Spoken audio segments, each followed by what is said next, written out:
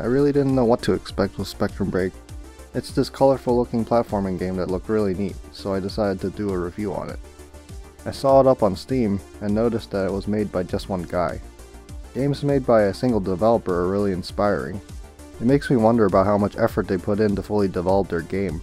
Spectrum Break is simple. It's a puzzle platforming game with this very relaxing mood. The game has you playing as a little red guy riding on a snowboard. The game has no snow, but I'll roll with it. The goal of each level is to light up all the blocks. To light up a block, the player has to touch it. Another way is for two blocks to make contact with one another. For that to happen, the player has to push their block to the other block. It's simple enough to understand visually, but can easily sound like garbled nonsense. Since these toy-colored blocks float in zero gravity, like we're in space, it basically forces the player to make every second count. If you don't take action fast enough, you're doomed to fall into a neon-colored limbo. It helps to plan things out ahead of time, so you don't end up falling to your doom.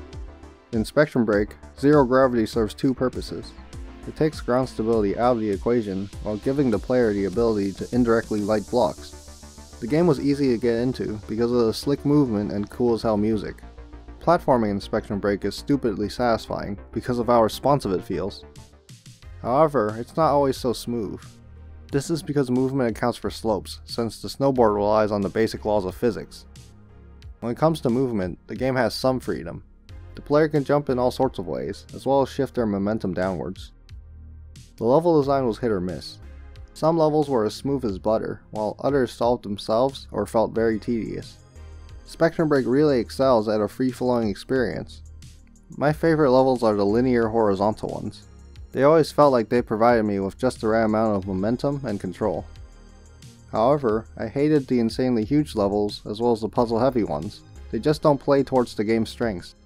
These massive levels usually resulted in me having this really good run, but then dying by missing a single block and not having any way to reach it. It really felt like a frustrating limbo. The game's really short. I finished the game in around an hour and a half. This wasn't a problem for me, but online, people whine about everything, so I had to mention this. I mean, I played Candleman for 8 hours, and that's literally 8 hours of my life that I'll never get back. Length is meaningless if the content itself sucks, but Spectrum Break doesn't suck. It's short, sweet, and to the point. The game's core mechanics made for good replay material, as it promotes playing with style. Though some of the levels got me pretty annoyed, it never got overwhelming. The presentation is a real mixed bag. The soundtrack adds a neat set of synthwave music. This gave me some Hotline Miami vibes, which can only be good, unless of course we're talking about Wrong Number. The visuals are colorful, but they really have no polish. Despite the lack of polish, the devs succeeded at making the visuals pop, even though they didn't have any fancy assets. I mean, honestly, these are MS Paint level assets. The game's display of neon colors alongside the hypnotic music put me in a psychedelic platforming trance. Even though it has its faults, I had a good time with Spectrum Break. Sure, it's not very ambitious, but it has a solid foundation. The game knows what it is, and doesn't overreach with what it's trying to do. I'd recommend Spectrum Break. It's a good time, and it spices up an overdone genre. Thanks for watching the review. If you enjoyed it, feel free to like the video and consider subscribing to my channel. If you want more, here are some of my other videos. My original review was written for Dark Station, and I was provided a review copy. See you all next time, in a shared LSD-induced limbo.